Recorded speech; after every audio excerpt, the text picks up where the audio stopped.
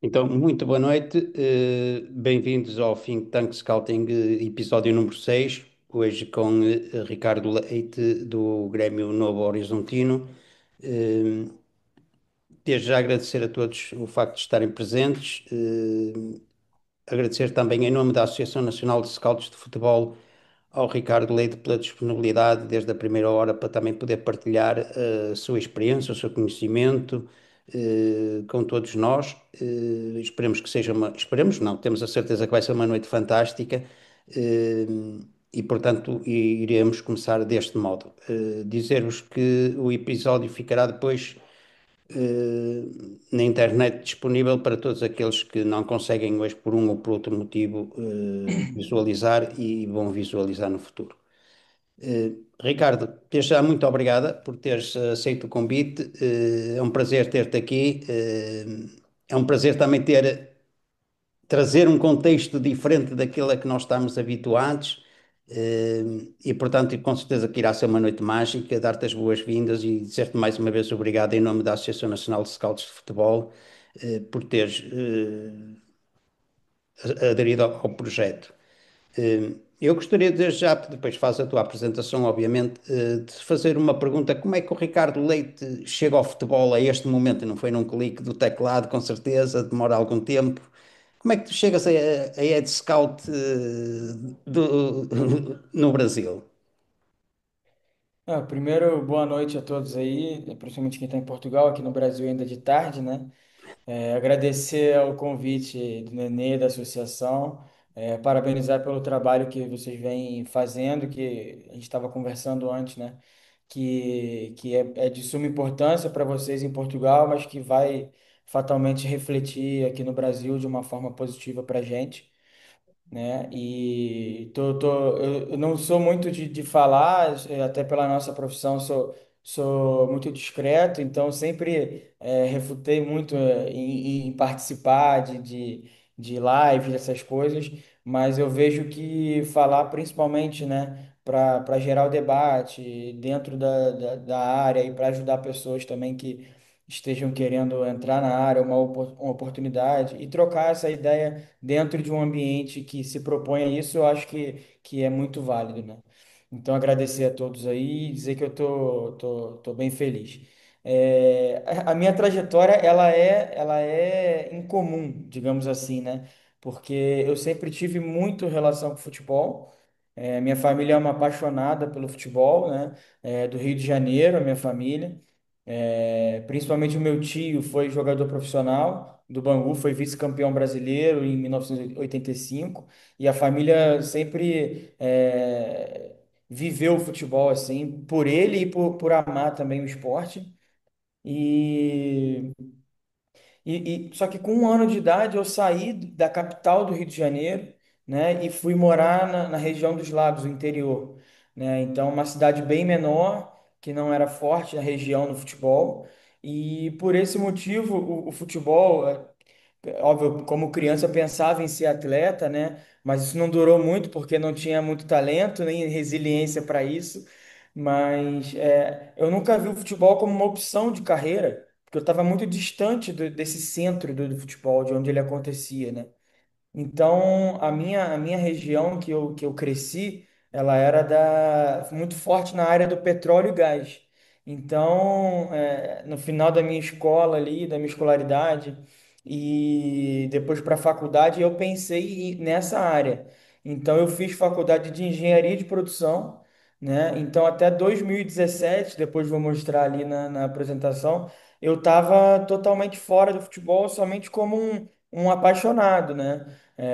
Gostava muito de ver os jogos, não só da minha equipe, assim, mas gostava de entender o jogo, isso eu sempre gostei, mas eu não vivia o futebol de forma profissional, não pensava. E em 2017, ali no final, algumas páginas surgiram no Brasil, assim, fazendo uma análise tática, né, muito forte, das principais equipes, das seleções, o MW Futebol, o Futuri, que hoje é uma plataforma muito grande de cursos, uma plataforma muito grande que hoje tem o Rede do Futebol, que tem os contratos no Brasil, eles têm plataforma também de gestão para os clubes e consultoria.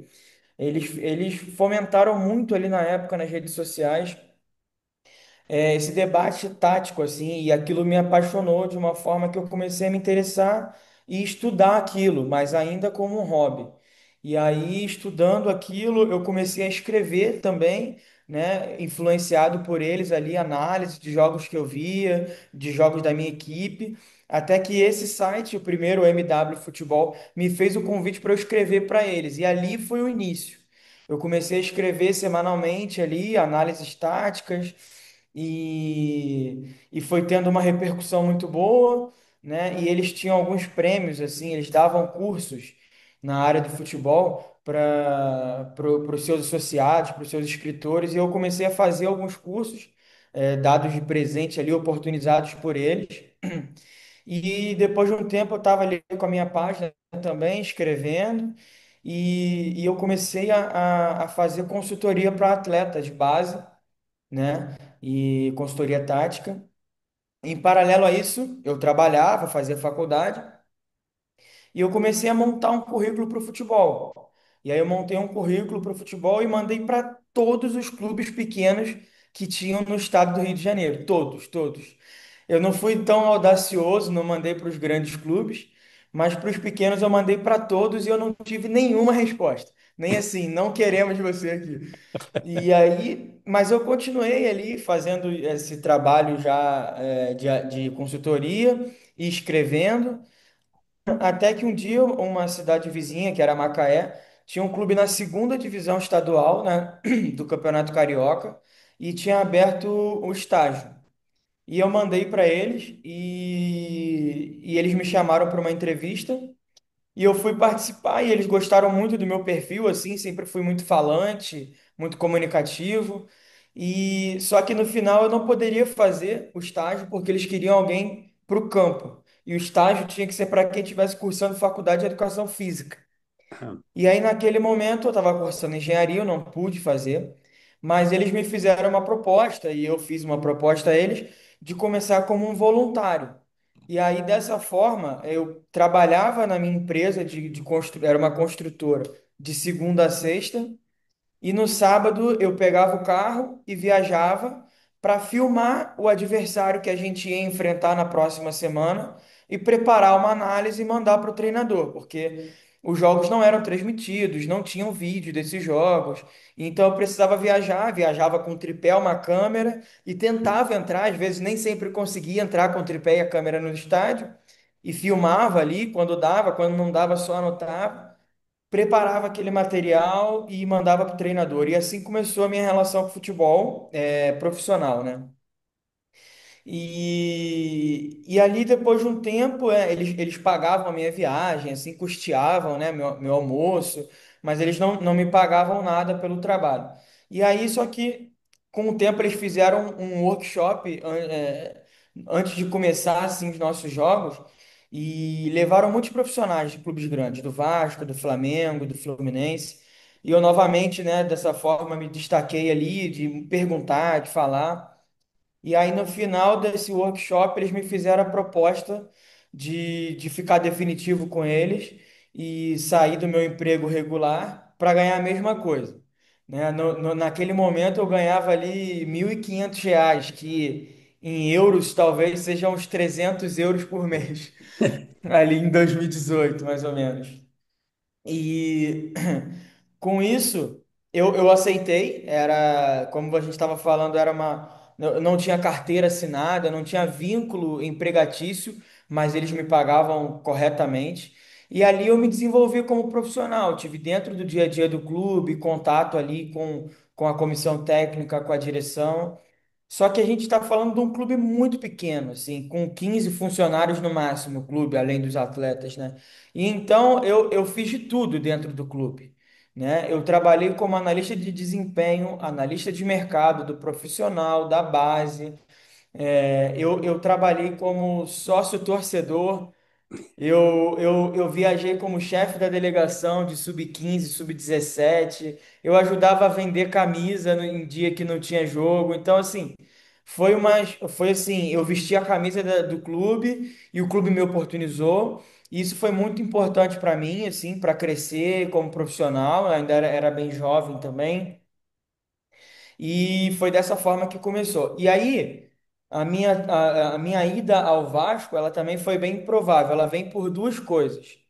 Um profissional, que era o diretor da base do Vasco, que era o seu Carlos Brasil, hoje está no Sport Recife, ele foi um dos palestrantes no workshop. E ali a gente se conheceu. E o atleta que eu fazia a consultoria, a análise individual da base do Vasco, teve um aumento, uma melhora de performance muito grande dentro da categoria. Ele virou camisa 10 titular, foi campeão, capitão. E na hora de renovar o contrato, ou melhor, na verdade, de assinar o primeiro contrato, que ele tinha 14 anos, o diretor pergunta ao empresário e aos pais desse atleta se estava fazendo algum trabalho com ele, porque ele tinha evoluído muito.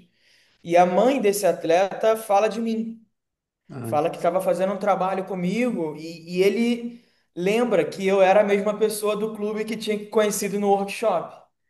E aí isso passam alguns meses, né? E ele me liga um dia e me faz uma pergunta. Você teria interesse em vir para o Vasco, né? Então, assim, eu tinha 6 meses de história no futebol para trabalhar num clube mais do que centenário, que era o Vasco. Eu falei, claro, né? Ele falou, "Ó, mas você precisaria sair da sua cidade, vir para cá, e eu tenho um processo seletivo e tal." Eu falei, tem interesse. E aí eu fui participar desse processo, e lá o processo foi bem legal, assim. E ele já conhecia o meu trabalho também dessas análises que eu fazia na internet, né, para o site do MW, futebol e tudo mais. E só que falando da realidade das coisas, né, o Vasco vivia um momento muito difícil, sobretudo financeiro. Depois do processo seletivo, o que então seria o meu gestor ali, o coordenador de captação, ele me fala assim, ó, o salário é R$ 2.500, atrasa 3 meses e trabalha demais, e quando você achar que tá ruim, vai piorar. Você quer? Foi a abordagem. Essa foi a abordagem da vida real. Então eu não posso dizer que eu fui enganado, que eu fui para o Vasco e para trabalhar na base, e foi realmente isso. Eu fiquei 3, 4 meses de salário atrasado, o salário realmente era baixo, trabalhava demais, demais, demais. E quando eu achava que estava ruim, piorava, mas não teve escola melhor assim, porque me formou enquanto pessoa, enquanto profissional, e aí eu tive a chance de, de, de, de ter muitas pessoas boas ao lado, né? E o clube é muito parceiro, assim, foi muito parceiro em tudo que eles podiam ajudar enquanto ser humano e dar estrutura, então isso foi muito importante para mim. E, incrivelmente, o Vasco ele tinha mais estrutura na base do que no profissional. Então, quando eles me contratam, o Vasco não tinha departamento de scout no profissional. Então, com 3 meses de clube, a gente já ajudava o profissional. Então, o diretor executivo do profissional pediu ajuda à base e a gente se dividia entre trabalhar para a base e para o profissional. E durante muito tempo ficou assim até que eu subo profissional de forma definitiva, óbvio, com as pessoas valorizando, melhorando ali o salário, e aí fui para o profissional e as coisas foram acontecendo de forma muito boas, assim, porque o Vasco, mesmo com todos esses problemas, sempre teve profissionais de altíssimo nível, e foram eles que seguraram a onda, assim, do clube durante muito tempo. E exato. aí depois eu participei de todo o processo do clube virar SAF, né? Que aí em Portugal são as SADs. O clube virou empresa, criou um novo CNPJ, foi vendido para uma empresa americana que era a 777. E ela era uma rede multiclubes, tinha outros clubes também, que era o Genoa da Itália, o Standard Liège, tinha um pouco uma participação no Sevilha também. E nesse momento foi que as coisas realmente melhoraram muito, né? Porque a gente não tinha mais atraso de salário, a gente tinha uma estrutura muito melhor para trabalhar, a gente tinha uma rede multiclubes que nos ajudavam e também consumiam muito do nosso trabalho. E a gente teve contato com as melhores práticas que existiam na Europa, né? Porque eram pessoas que estavam em contato com isso.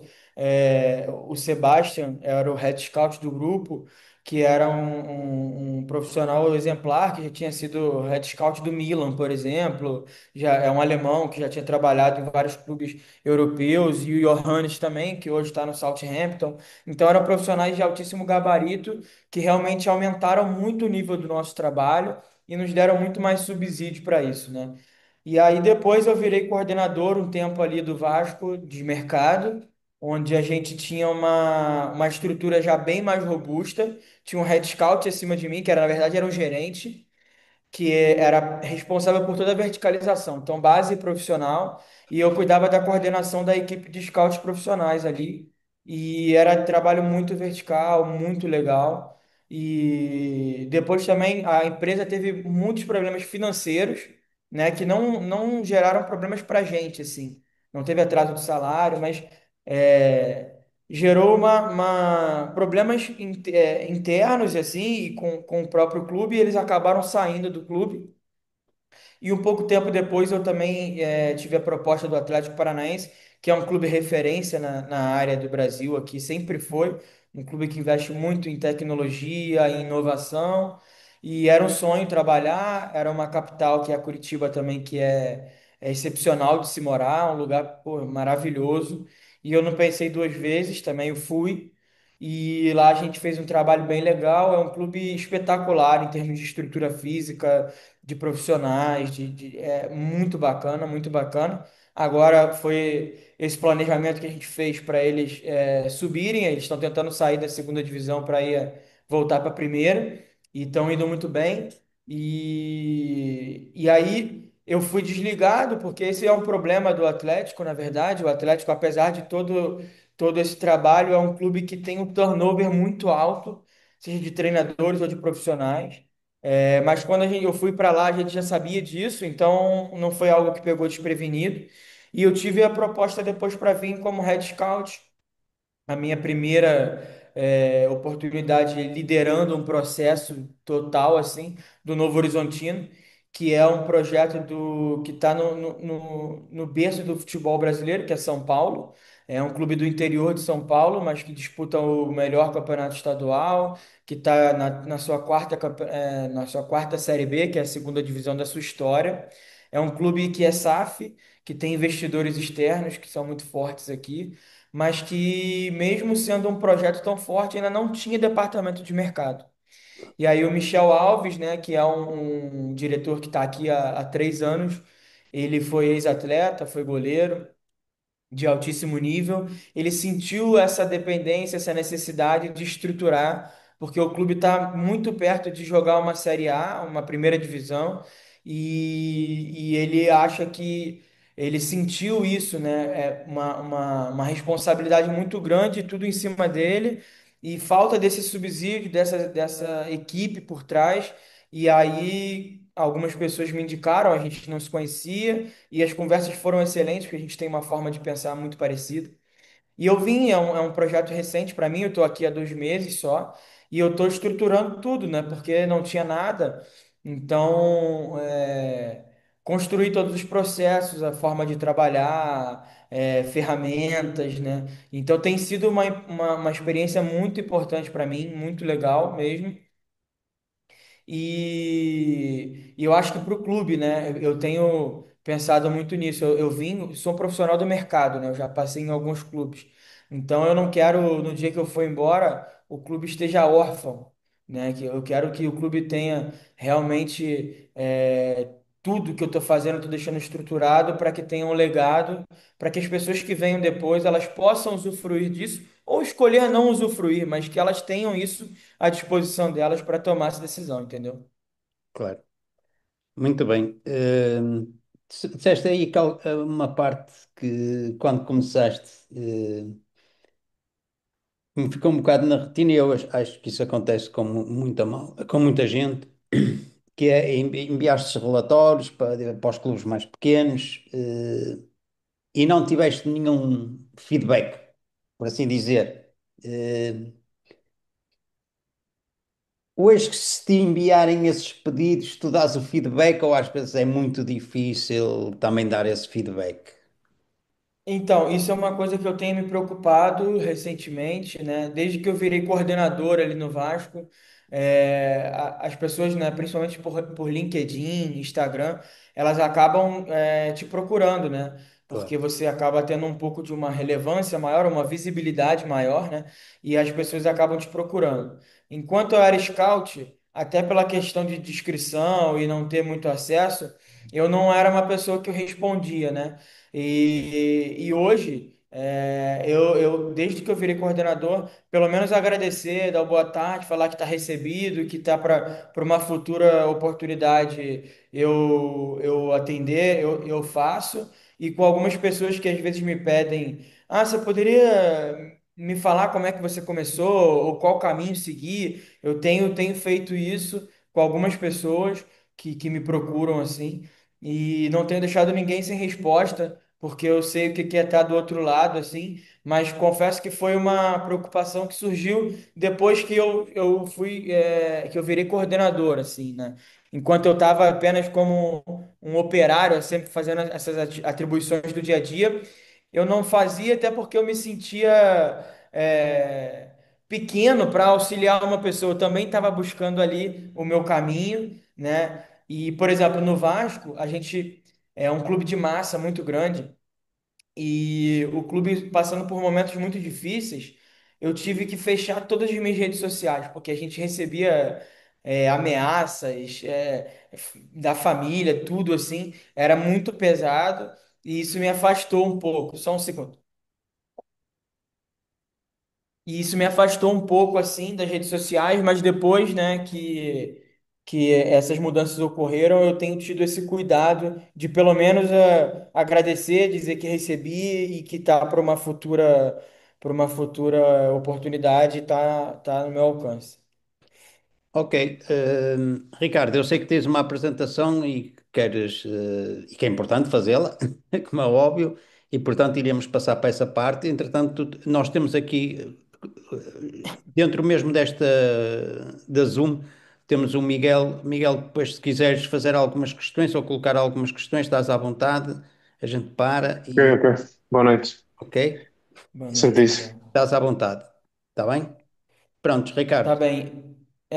A apresentação é muito simples, na verdade é mais para um roteiro para eu seguir assim, né? Como é uma conversa bem solta, não é uma aula, não é uma palestra, é só uma troca de ideias, até porque imagino que tenha pessoas aí que tenham mais experiência que eu e o que é mais importante, outras vivências, né? Porque não tem melhores ou piores experiências, o que tem são outras, né? E aí eu quero falar um pouco disso, dessa questão de eu ter vivido ali três, quatro realidades que são muito diferentes, que são contextos que são muito diferentes. Então, pode ficar à vontade, tanto você, quanto o Miguel, quanto as pessoas do Facebook se te enviarem.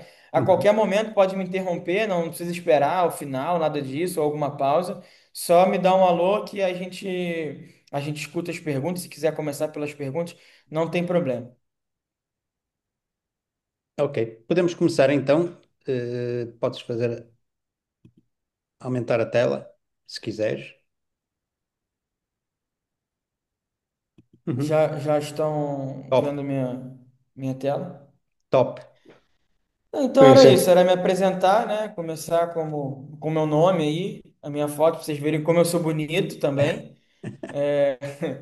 31 anos, aí a gente estava falando sobre isso, né? Como a nossa função, nossa profissão, ela não é não regulamentada ainda. Eu acho importante dizer qual foi o meu caminho, né? Como eu falei, eu cursava engenharia de produção, que era outra área, mas eu fiz bacharel em educação física e coloquei aí, eu fiz inúmeros cursos, e exatamente o que a gente estava conversando antes em off, a gente ainda carece de muitos cursos de qualidade, porque a maioria dos cursos eles são palestras ou são pessoas contando suas experiências, o que é muito válido, mas eles não te formam enquanto profissional, eles não te preparam para você começar a trabalhar do zero para estar preparado para um clube, né?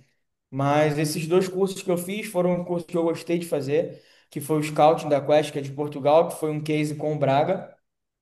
Então, todos os profissionais eram do clube e eles tiveram muito cuidado assim em mostrar como era a identidade do clube, como era o trabalho de cada departamento. Então, foi um case assim, onde a gente pôde também ter muitas atividades práticas que foram bem legais. Eu já trabalhava na área, então não vou dizer assim que teve coisas que eu aprendi, mas teve coisas que a gente consegue ver como outros clubes fazem, outras formas de fazer, o que também é muito importante.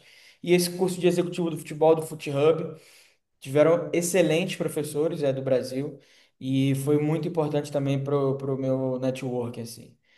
E aí, falando um pouco da minha trajetória, que eu já falei para vocês, que até 2017 eu estava na engenharia de produção, depois comecei a escrever, e aí Vasco Associativo, depois SAF, Atlético Paranaense e hoje o Grêmio. Então, já falei um pouco disso. Aqui botei algumas fotos que falam um pouco da minha trajetória.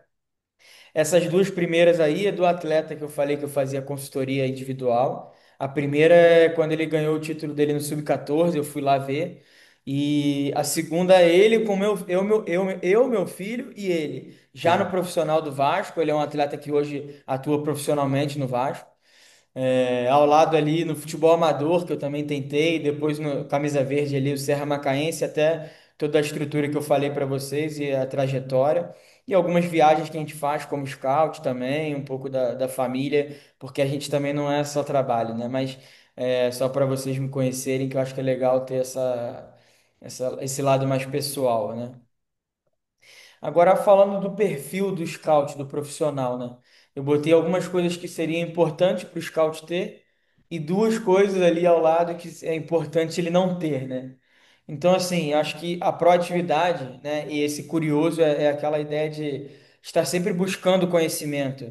É sempre, eu já estou há 6 anos trabalhando como scout, mas eu tenho interesse de saber como um clube pequeno de Minas que virou SAF está buscando fazer esse trabalho deles. Como um clube que trabalha mais na área de dados se utiliza disso. Como os clubes que são referência no mundo, né, no scout, como o Benfica, trabalham. Então, esse curioso é essa sede por conhecimento.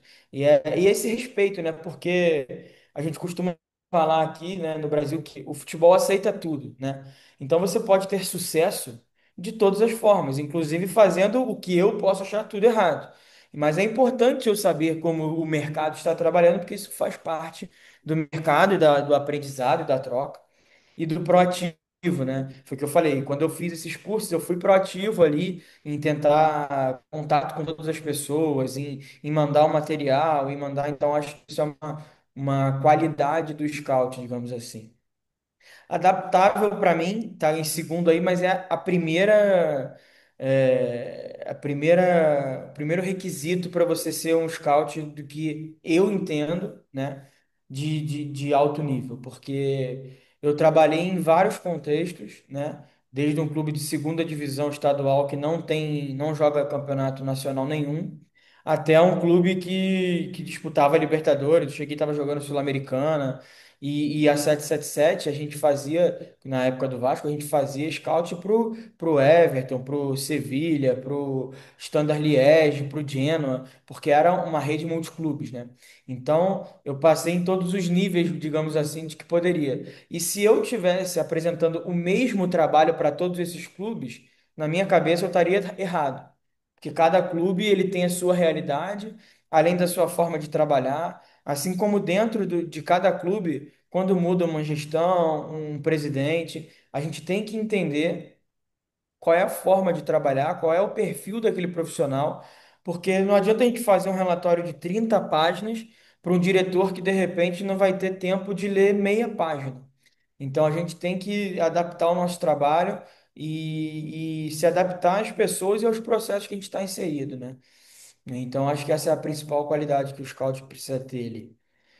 Discreto, como eu falei, eu sou uma pessoa discreta, assim, mas a questão de segurança de informação, né? É uma profissão que exige isso de discrição. Ao mesmo tempo que você tem que ser comunicativo, você tem que ser ter o seu networking, você precisa ser discreto, você precisa respeitar as pessoas que trabalham com você, os projetos, porque tem muita gente envolvida e também às vezes muita vaidade. E a nossa função, ela não é uma função de visibilidade, ela é uma função de discrição.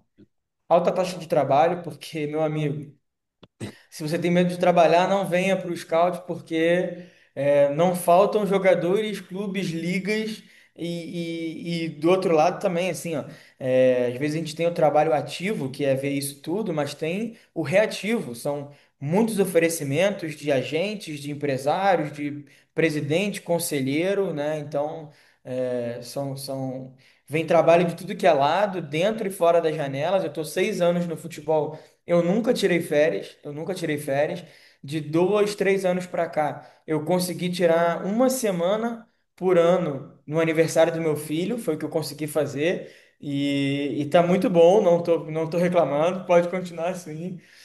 E resiliente também, né? Eu acho que a gente tem que ser resiliente, porque, como eu falei, passei por muitos problemas ali no Vasco, seja por atraso de salário, problemas de resultado esportivo, um momento que o clube vai usar mais o seu departamento, que vai te dar mais voz, momentos que não vai te dar, né? São inerentes a qualquer profissão e no scout não é diferente e visão estratégica, que eu acho que você deixar de ser um executor de relatório para você ser realmente um scout que vai ajudar o teu departamento e o teu clube a chegar onde ele quer, né? Então, deixar o gosto pessoal de lado, deixar as suas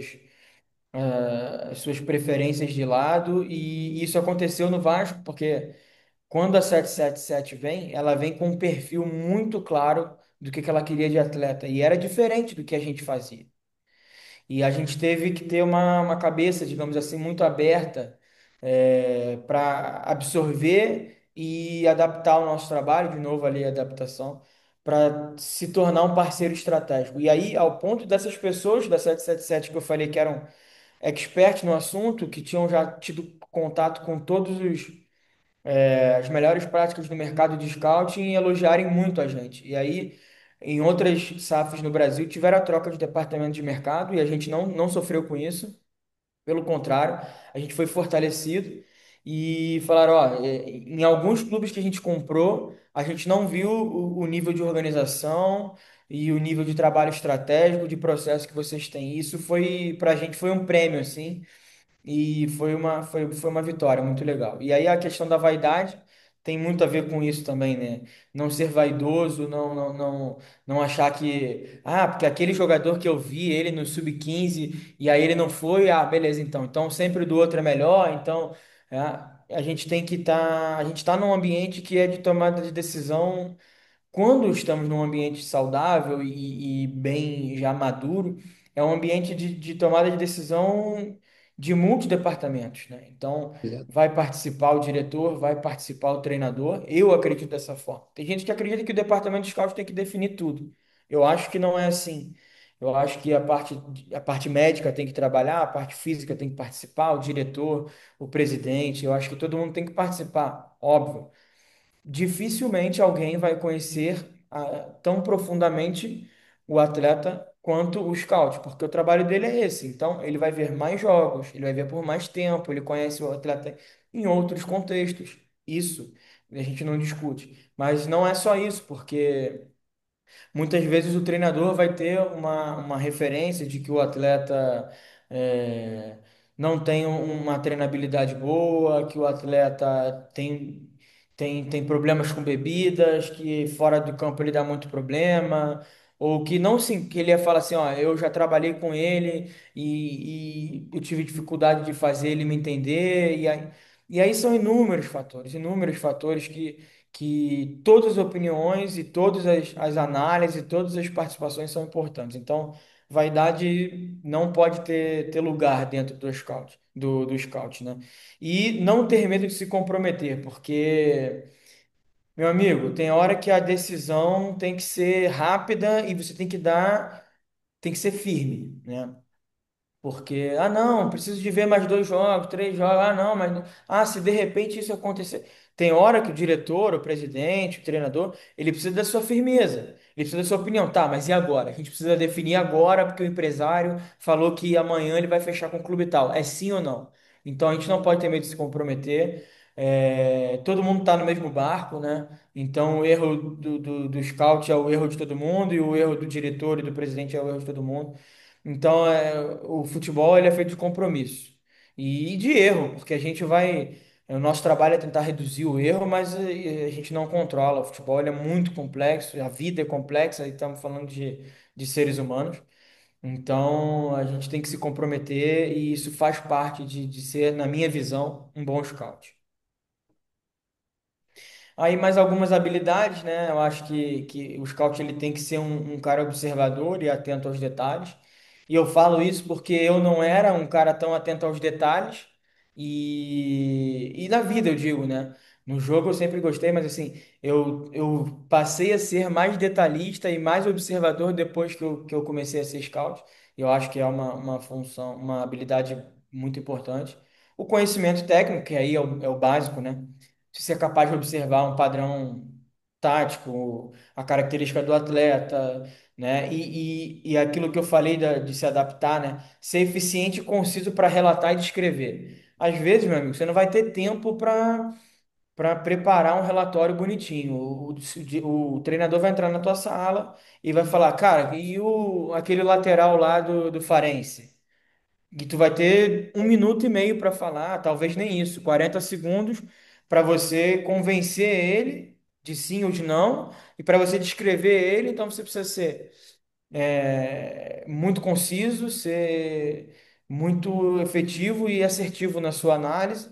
E não adianta você ter um relatório de 30 páginas e não conseguir vender a sua ideia. Ou, às vezes o cara leu 30 páginas e ele não sabe se o cara serve ou se não serve.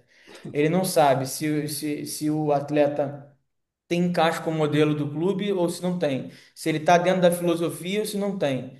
Né? Então, eu acho que isso é alinhar, né, essa concisão com o seu conhecimento técnico. Leitura de cenário. Perceber e atuar de forma coerente com a demanda e a situação. Eu estava no Vasco, às vezes na segunda divisão, um clube que nunca pagava não tinha dinheiro para pagar a transferência.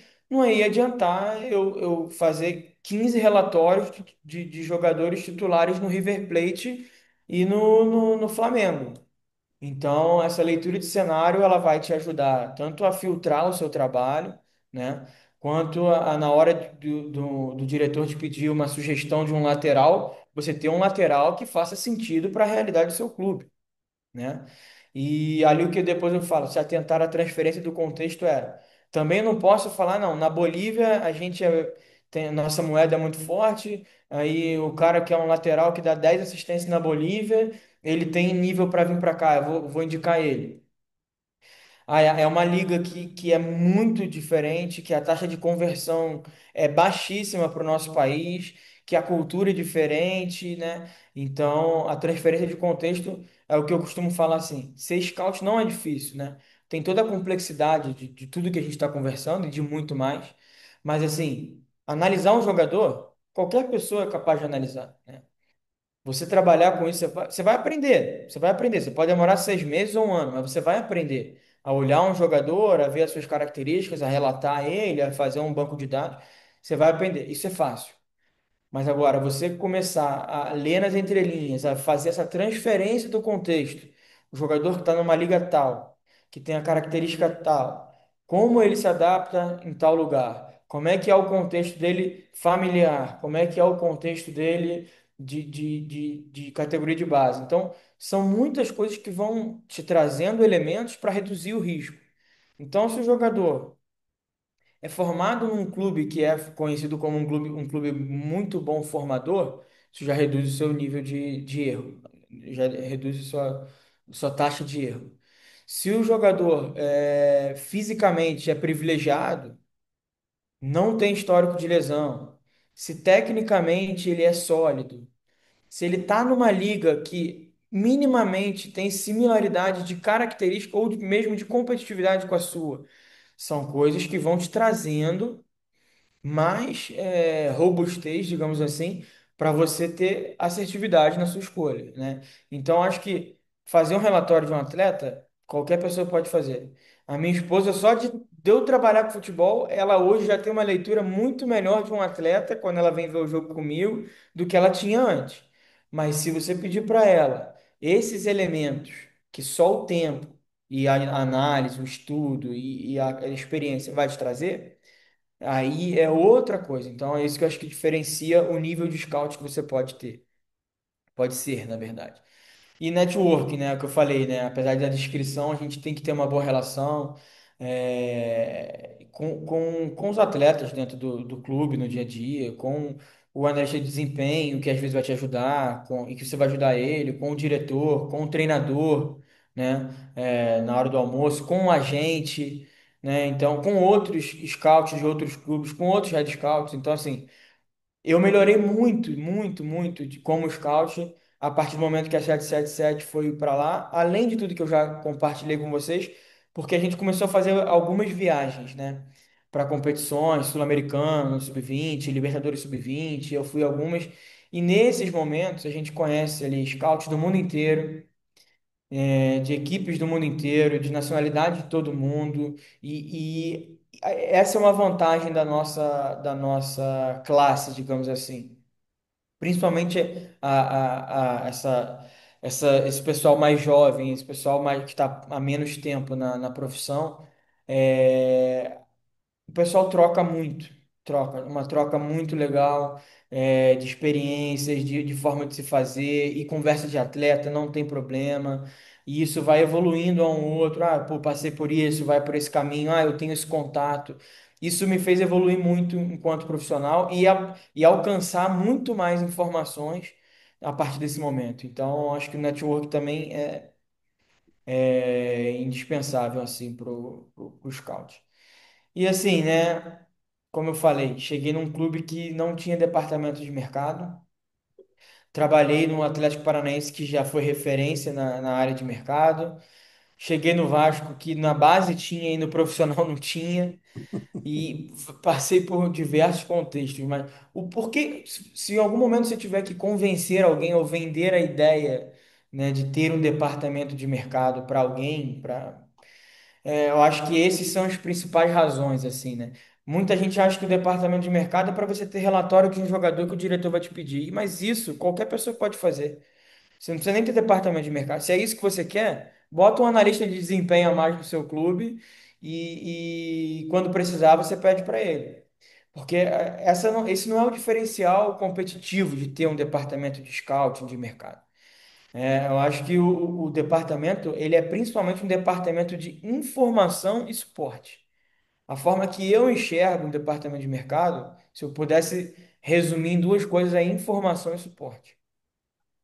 Informação de como está o mercado, né? De quais são as oportunidades no mercado, de quanto está se gastando num jogador similar no mercado, de quais são as opções similares àquele atleta que de repente o treinador vai trazer porque trabalhou com ele no mercado, de repente com uma projeção de venda ou com custo mais baixo. Então, assim, conhecer o mercado, ter alguém que conheça o mercado, para mim é o diferencial. É o diferencial. E aí o network te ajuda nisso, né, também, né? Você tem informação de como é que tá no mercado. Ah, tá, beleza. Mas tu liga para um cara, não. Ah, esse cara eu já fiz em Portugal. Tá, beleza, já fez. Mas você fez compra? Você fez venda? Você fez empréstimo? Foi com opção? Foi, o empréstimo foi pago? Você pode falar o valor? Às vezes não pode, às vezes pode. Mas tudo isso vai te dando elemento para você construir como que o mercado está funcionando. Oh, agora a gente está com falta de lateral direito. É o que está acontecendo no momento. Então, o lateral direito está mais caro. Tá? O médio tá custando o valor do volante top. Por quê? Porque está em escassez. Tá, mas quais são as opções? E aí, ah, tá, tenho cinco opções. Tá, mas qual é o perfil que a gente quer? Então, isso é conhecer o mercado. E aí, o diretor não tem tempo para isso, o treinador muito menos. O analista de desempenho não tem tempo para isso, porque é muito trabalho. E aí, isso é ter um departamento de mercado que atua de forma estratégica, foi o que eu coloquei ali de visão estratégica. Depois tem aqui, atuar de forma coerente com a filosofia do clube. Ótimo, se tiver filosofia do clube, que a realidade também muitas vezes é essa. Às vezes o clube não tem filosofia. Às vezes o clube tem até uma identidade recente, É o caso aqui, por exemplo, do Novo Horizontino. O clube está jogando já a sua quarta Série B. E se você perguntar para as pessoas do mercado, as pessoas sabem qual é a cara do time do Novo Horizontino. É um time físico, que os zagueiros são rápidos, fortes na bola aérea, que os extremos são físicos. Isso é uma identidade. Quando eu cheguei aqui, eu vi que isso não é uma filosofia. Não necessariamente eles buscam isso. Eles acham sim que é a forma que tem sucesso na competição, calhou de ser a visão do diretor nesse período, dos treinadores que passaram. Era um acúmulo de coisas que levaram a esse lugar. E a torcida também tem uma aprovação, digamos assim, uma predisposição a aceitar mais jogadores assim. Então eles aceitam até que um jogador ele seja menos técnico, talvez até, né, não seja um jogador refinado, mas que tem que eles cobram isso de ser um jogo mais intenso, físico, de duelo, né, que seja competitivo. A gente aceita, tipo assim, a torcida aceita até perder, mas tem que perder dessa forma. Então isso é uma identidade, mas isso não está instituído como filosofia. Velocidade para identificar a oportunidade. Se o diretor estiver sozinho, ele pode até saber da oportunidade. Ele tem relação ali com a gente vai passar a mão no telefone, vai ligar para ele, vai falar, ó, tô com essa oportunidade. Se você tem um departamento, você vê assim, pô, o Palmeiras contratou outro extremo. Esse menino da base que subiu, já estourou a idade, já não estava tendo minutos, estava às vezes indo para o banco. Então ele já pode ser uma oportunidade. Você consegue ver isso antes, porque você tá em contato com o mercado, está em contato com as informações, né? Para os investimentos serem cada vez mais assertivos, a gente está falando de valores cada vez maiores, né, dentro do futebol. E quanto mais informações, quanto mais tempo você conhecer o atleta, quanto mais registro, quanto mais referência, quanto mais tudo você tiver, menor é o seu risco. Não vai ter risco? Vai ter risco sempre. Vai ter sempre. Mas você reduz.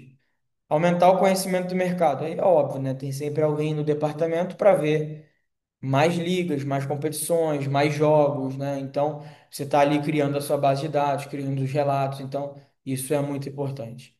Ser mais proativo é isso, não esperar a oportunidade bater na porta ou a necessidade bater na porta, né? Pô, eu tô com uma lesão, o cara lesionou no último jogo aqui, meu atleta. Aí agora eu vou buscar no mercado o que que pode ter. Não, se eu tenho um departamento de mercado, em via de regra, se já tem um tempo esse departamento, eu tenho pelo menos mapeado ali para essa janela ou para a próxima as principais opções por posição, né? Então, você consegue já ser proativo. Ou, já estou prevendo fazer uma venda do zagueiro X no final do ano. Então, tá. E qual vai ser o perfil que eu vou reposicionar aqui para substituir ele? Vai ser o mesmo perfil? Beleza. Não, vai ser outro perfil, mas eu quero já ter um jogador para substituir com o mesmo nível, que seja. Pode ser um perfil diferente, mas com o mesmo nível, um nível melhor. Eu vou usar uma parte desse valor ou não? Quero uma transferência gratuita. Então, você consegue ser mais proativo e até antever, às vezes, o mercado, o movimento que você vai fazer. Ou então, ano que vem, esse cara vai acabar o contrato aqui, eu não tenho interesse em renovar com ele, mas eu vou precisar substituir. Então, é isso. E aí, o que a gente já falou, não ficar refém das indicações de agentes, de parceiros, ou às vezes o próprio. Tem um diretor, tem um conselheiro que está lá assistindo o jogo, no domingo à noite ele vai e liga vê tal jogador. E aí, quando você tem um departamento, você está menos sujeito, ou pelo menos já falar, não, a gente já conhece, já está mapeando esse atleta, assim, assim, assim, assado. E isso te dá também, né, muita solidez no seu trabalho.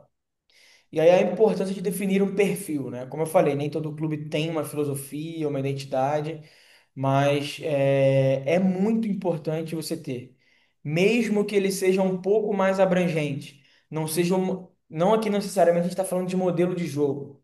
É perfil, mesmo que não seja o perfil do atleta dentro do campo, mas o perfil de mercado que você quer trabalhar, tá? Mesmo que seja mais abrangente, é muito importante. E aí O porquê? Orientação de mercado. Dessa forma, por exemplo, eu ainda estou sozinho aqui.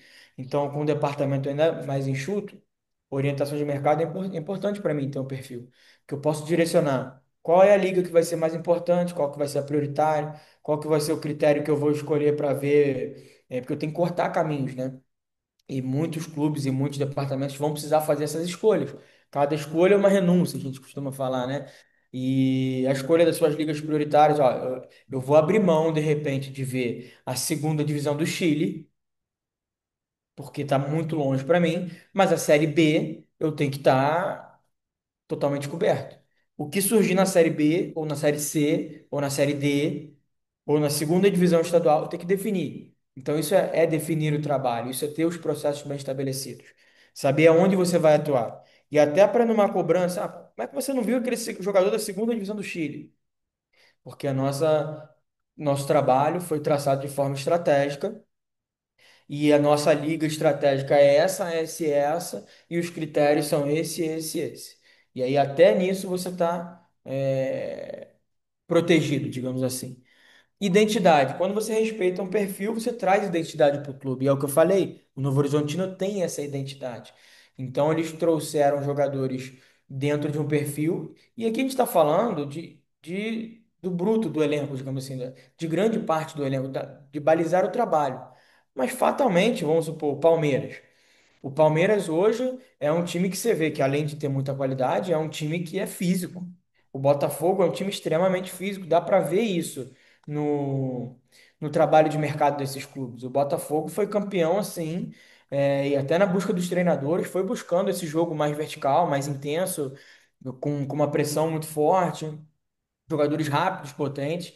E aí você pode sair do seu perfil. O Botafogo foi lá e trouxe o Santos Rodrigues, talvez não seja tão físico, né? Isso não tem problema. Só que para você balizar o seu trabalho, você ter uma identidade, você vai, né, de forma geral, trabalhar nessa área. Até para quando você precisar do contraponto, ó, nosso time está muito físico, estamos precisando de alguém no meio-campo ali que dite um pouco mais o ritmo, que controle um pouco mais, que retenha um pouco mais a posse, até para tomar esse tipo de decisão que vai diferente do seu perfil ou do seu modelo de jogo, se você tiver. Você tem que ter uma cara, né? É a mesma coisa, vamos supor, um nutricionista, ele está fazendo a dieta. A dieta é a identidade dele. É o que ele faz no dia a dia, o que ele faz é, ao longo dos anos da vida dele. Mas ele vai para o aniversário do filho, ele vai sair da dieta. Ele escolheu aquele momento. E aquele momento é importante também para ele continuar depois respeitando ali a dieta dele. Ele é um paralelo que a gente pode traçar, né? Ser mais assertivo, né? Eu botei até uma frase. Quando você sabe o que você busca, tem mais chance de encontrar, né? Se você vai no mercado e você quer um shampoo anti-caspa, você vai lá e buscar o shampoo anti-caspa, você está com caspa, a chance de resolver é muito grande. Agora, se você não sabe que tipo de shampoo que você quer e você chega no mercado, você vai sair com condicionador, né? Então, se você sabe o que você está buscando, você tem mais chance de encontrar. Você consegue ser mais assertivo dessa forma. Adaptação, eu não preciso nem falar, né? Se o seu clube ele já tem uma identidade ali e você traz jogadores dentro dessa identidade, a facilidade para adaptar esse atleta é muito maior. Ele já vai estar em contato de alguma forma com um modelo de jogo que favorece as condições dele, a qualidade dele. E aí no final eu coloquei aí, né, que a gente está falando de scout, mas ter um perfil, ou pelo menos uma linha de trabalho, vamos mudar esse perfil aí, mas para uma linha de trabalho, ele não baliza só o departamento de scout, ele baliza o trabalho de todos os departamentos do clube. Ele baliza o trabalho do treinador, da fisiologia, da análise de desempenho. Você vai pensar, por exemplo, do GPS. Se eu tenho um jogo como o Botafogo, né? Ou vamos botar, o seu jogo tem um jogo como o Barcelona lá, aquele Barcelona do Messi, do Guardiola. O meu GPS ele vai ser de um jeito. Se for o Liverpool do Klopp, eu não preciso ter as mesmas métricas de GPS. O GPS não quer dizer que o jogador tem que correr mais, ter mais sprints por jogo, mais velocidade em alta. Ele tem sim, que, assim como o treinamento, ops, meu celular tocou. ele ter relação com o seu trabalho, né? Com a sua forma de jogar. Então, é natural que modelos de jogo diferentes tenham necessidades de treinamento diferentes. Necessidades não, mas digo, que tenham resultados de GPS diferentes, que vão balizar o trabalho da análise de desempenho de um jeito, vai ser um tipo de vídeo que ele vai mostrar, vai ser um tipo de fragilidade do adversário que ele vai mostrar, num tipo de modelo de jogo que a gente tenha, e vai ser outro em outro. Então, ele baliza o trabalho de todos os departamentos dentro do clube. E aí, o que que é se definir um perfil, né? A gente pode fazer algumas perguntinhas, digamos assim, para a gente definir, como eu falei, mesmo que seja de uma forma mais general, generalista. Qual é a nacionalidade? Quem é esse jogador? Ah, ele é sul-americano, por exemplo. Ah, no Vasco, nosso forte eram jogadores sul-americanos. Beleza. Que estão aonde, né? Onde ele está? Quais são as ligas que a gente conseguia buscar esses atletas. Pô, talvez o time que está jogando a Champions League ou a Premier League, não. O sul-americano que está lá, ele só vai vir para o Vasco ou para o Brasil na condição normal se ele tiver em fim de contrato, se ele já tiver um pouco mais velho, se ele já tiver perdendo espaço no clube. Mas de forma geral, aonde está? Quais são as ligas mais importantes para você fazer o scout, né? Qual é a faixa etária desse atleta que você mais busca? Que aí também vai de acordo com qual é o seu objetivo com o clube. Ali é a última pergunta, né? A faixa etária, se você quer retorno esportivo imediato. Ah, de forma de regra, via de regra, você vai buscar jogadores em pico de performance. 23, 30 anos. São jogadores que estão muito saudáveis, estão no seu auge técnico, tático, até cognitivo, físico, e com alguns experientes, tudo bem, mas o experiente às vezes lesiona, ou tem menos intensidade, ou já está perdendo um pouco de performance. O jovem ainda oscila, precisa de maturação, precisa de desenvolver. Então, se você está querendo retorno esportivo imediato, talvez a sua faixa etária de maior busca vai ser ali entre 23 e 30 anos, que é o pico de performance. Como joga? Qual é a característica tática? Aí vai encaixa com parte tática, com o modelo de jogo. E essa questão, não, eu penso muito no retorno esportivo. Então, de repente, ali um jogador de até 25 anos, que ele me traga um pouquinho já da maturação e ainda me dê um retorno esportivo no curto, médio prazo, é importante para mim, porque eu tenho investidores ou porque eu tenho alguma coisa. Então, são coisas que são perguntas que a gente tem que fazer para balizar o trabalho, mesmo que não seja exatamente um perfil muito restrito de jogador. E eu até acho que no Brasil a gente não tem tantos clubes que têm uma filosofia tão forte e é mais importante o perfil realmente ser um pouco mais aberto. E aí você vai, de acordo com, com a realidade atual, você vai adaptando. Aqui é o Ricardo, básico do trabalho. desculpa, desculpa interromper. Claro, Sobre, todo sobre o que certo. falaste sobre o que falaste do perfil e a perguntar no caso, no teu caso em concreto, do Novo Horizontino, é muito esperada pela parte da direção do clube o que haja algum retorno ou a maior parte dos investimentos é para obter retorno ou há um, digamos assim, um misto de jovens com jovens promissores, de acordo com o modelo de jogo, e também jogadores experientes. Eu vejo que aqui a busca é um misto, sim, porque o retorno esportivo ele é esperado de imediato, porque o clube vem já há 3 temporadas buscando o acesso à Série A, então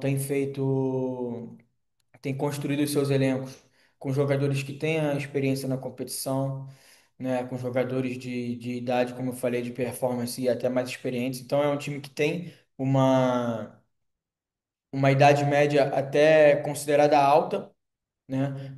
Mais ou menos na média da liga, porque a liga já tem uma média um pouco mais alta, mas ela é sim um pouco mais alta. E só que, como eu falei, é uma SAF, né? E além disso, a base do Novo Horizontino, as categorias de base, é uma base forte. Faz bastante negócios ainda na base. Então, muitas vezes eles têm o retorno antes do jogador profissionalizar. o que é também uma estratégia inteligente, porque existem muitos consumidores para esse atleta que está aqui, e o atleta também quer, às vezes, dar um passo para um clube de massa ou para fora do Brasil. Então, é uma estratégia inteligente formar bem e negociar ainda na base. E, ao mesmo tempo, alguns jogadores que a gente já tem no próprio profissional, que é o caso do Dantas, hoje o principal jogador eh, que veio da base aqui, que tem tido muitos bons minutos, é um jogador bem visto no mercado, é um zagueiro 2004.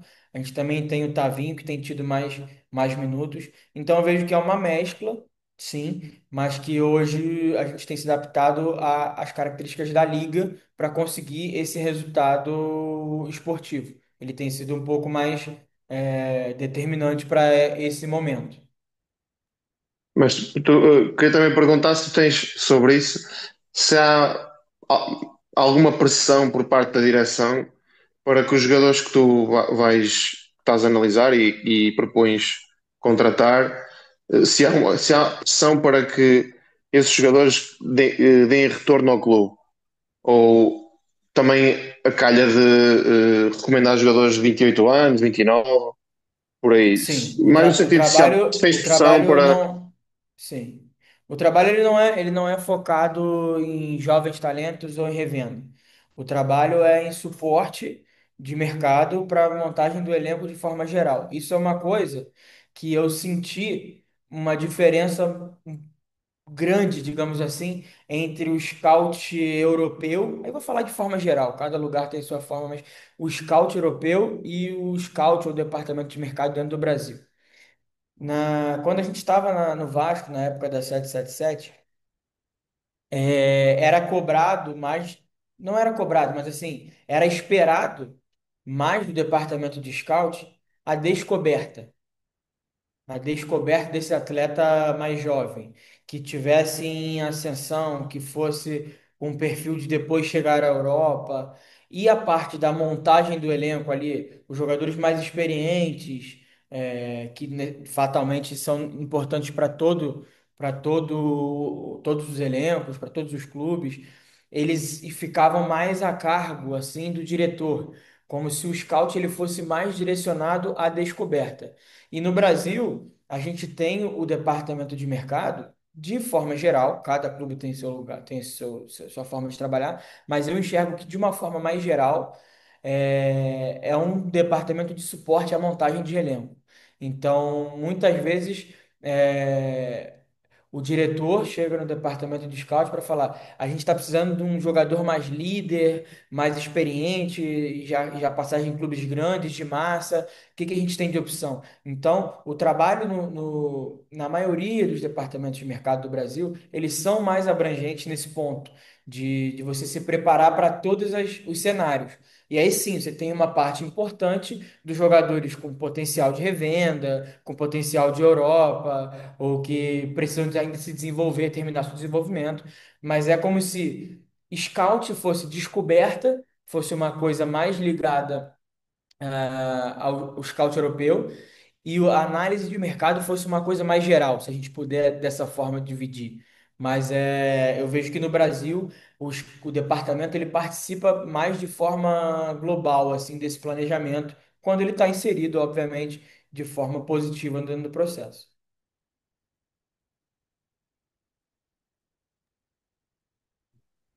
Não sei se respondi, se ficou mais Sim, alguma sim, sim, dúvida. e concordo que aqui na Europa olhamos muito para o retorno e a vossa realidade é um bocadinho diferente nesse sentido, porque também é necessário procurar jogadores com experiência para montar a equipa, mas às vezes não está tão entregue ao departamento de scouting. Isso cá na Europa, digo eu. Está mais já a direção Exatamente. desportiva, Na Europa como não estavas está a referir. tão. Exatamente. Não está. É Foi o mais que a minha aquelas experiência me oportunidades. mostrou. É. Exato, exatamente. A minha experiência, pelo menos a minha, me mostrou exatamente isso. Essa montagem geral na Europa não está tão ligado ao departamento de scout, e sim a parte de descoberta de atletas, de novas joias, jogadores que possam dar um retorno além do esportivo, financeiro. E no Brasil é meio que cobrado tudo. desse departamento de scout, desse departamento de mercado, que é o jovem, o potencial, a joia, o jogador que precisa se desenvolver e também o jogador que é consolidado na liga, numa idade de 30 anos e que pode ser uma oportunidade porque já acabou o seu ciclo no clube que ele está. Então, acho que a minha experiência mostra isso e, pelo que eu entendi, a sua leitura também vai por esse ponto. Sim, sim, obrigado. É isso. Nada. Aqui é o que eu falei, a forma mais básica do trabalho, né? É o funil. A gente começa vendo tudo do mercado, vendo muitos jogos, vendo o que que tem de jogador em fim de contrato, os oferecimentos, fazendo filtros a partir de dados, indicações de terceiros. E aí depois a gente vai fazendo o primeiro filtro, e aí vai analisando os atletas, alimentando o banco de dados, realizando os filtros, fazendo listas. Ah, lista, né? Por exemplo, aqui a gente está no contexto de subir ou não subir. Então, uma lista em cenário de Série A, uma lista em cenário de Série B, uma lista de fim de contrato, uma lista de jogadores com potencial alto, uma lista de jogadores consolidados na competição que a gente vai jogar. Então, essas listas. E depois a parte da decisão, né? Que é onde é feito o aprofundamento, tanto da gente quanto da questão financeira. E aí, às vezes o scout participa, às vezes não, depende de como funciona cada clube e decidir, né? Que é a parte importante que eu falei que o scout não pode se omitir quando ele está dentro do processo. Muitas vezes ele não está, mas de uma forma, digamos assim, ideal, que ele está dentro do processo, ele tem que ter essa decisão. E aí, que eu falei, não é só a análise técnica ou tática que a gente tem que se comprometer. Né? Hoje a gente está falando, por exemplo, do momento que tiveram escândalos em relação à casa de aposta.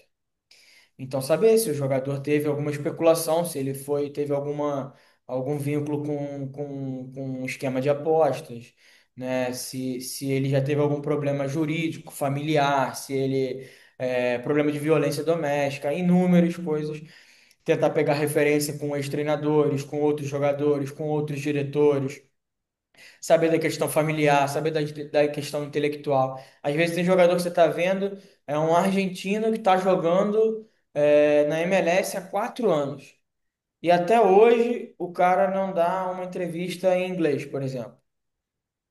Isso não é determinante para você falar se ele é ou não inteligente, se ele é ou não esforçado, se ele se preocupa ou não com o clube ou com a comunidade que ele está inserido. Mas isso pode te dar algum tipo de informação. E eu costumo falar assim, que até a questão de lesão, a gente pode escolher fazer a contratação de um atleta que tem um histórico imenso de lesão, preocupante, que teve problema de bebida. Qualquer coisa a gente pode escolher fazer, porque só às vezes quem está dentro do clube sabe quais foram as motivações que escolheram aquela decisão. Mas você não pode tomar essa decisão sem ter essas informações. Então você pode decidir qualquer coisa, mas desde que você tenha aprofundado e debatido e decidido daquela forma que fazia sentido para você naquele momento. Então é mais ou menos assim que o trabalho funciona. Aí falando um pouco da produção que pode ter um departamento de mercado, e aí podem ter coisas aí que para muitos não vão, para muitos departamentos não vão fazer sentido, não são necessários. Talvez vão ter muitas outras coisas que eu não vou ter colocado aqui, são só alguns exemplos, né? Tem que ter uma base de dados, porque é o seu primeiro local de pesquisa, de filtro, né? Que é ali tudo que você. É a linha do tempo do seu departamento, né? É a produção máxima ali. Você tem 5 anos, você tem relatório de 5 anos. Às vezes um jogador você viu 30 vezes, né? Então isso é importante ter essa base de dados.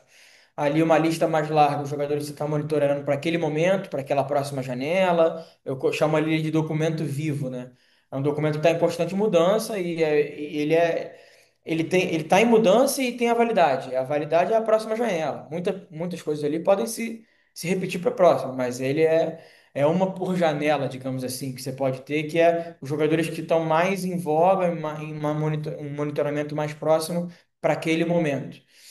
E aí tem em conta também a sua questão financeira, a sua questão de modelo de jogo, pode ter a questão do momento do atleta, né? Tem que fazer sentido. Pô, se o cara tá no Real Madrid disputando para ganhar a bola de ouro e com mais contrato de 5 anos, talvez não faça sentido eu olhar ele para o Atlético Paranaense enquanto eu estava lá, né? Então são jogadores que têm que fazer minimamente o sentido de um movimento.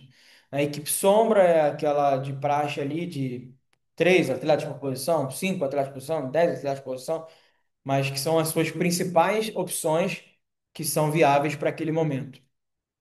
E a lista de alvos, né? Aí já é definição já em conjunto, na minha visão, da forma que eu gosto de trabalhar. Já em conjunto, seja com o treinador, seja com o diretor, seja com o presidente, aí depende da estrutura do seu clube, seja com o acionista, com o dono, qualquer coisa. E aí já leva em conta, principalmente, em todas já leva, mas nessa já conhecendo a condição ali de minimamente de realidade salarial do atleta, se vai precisar de uma transferência de quanto é, se o clube aceita fazer um empréstimo, ter uma noção mais concreta do que é a parte negocial desse atleta. Uma lista de jogadores em fim de contrato. Na nossa realidade de Brasil aqui, como eu estava falando, é muito importante ter, né? Talvez para a Europa, como é mais voltado à questão do talento, da descoberta, isso pode ter um pouco menos de importância, mas ainda assim vai ter. Por exemplo, o Cruzeiro pegou na última janela o Neiser Villarreal, um colombiano de altíssima projeção disputado inclusive pelo Porto, acho que chegou a quase fechar, depois deu problema, falado, especulado em Atlético de Madrid, estava em fim de contrato, entrou em litígio com o clube, não renovou, e o Cruzeiro foi, pegou e está fazendo um bom Mundial, e até para os jovens isso pode ser muito importante. As videoanálises e os relatórios, que eu acho que são muito importantes, e são muito importantes você adaptar para quem vai consumir esse material.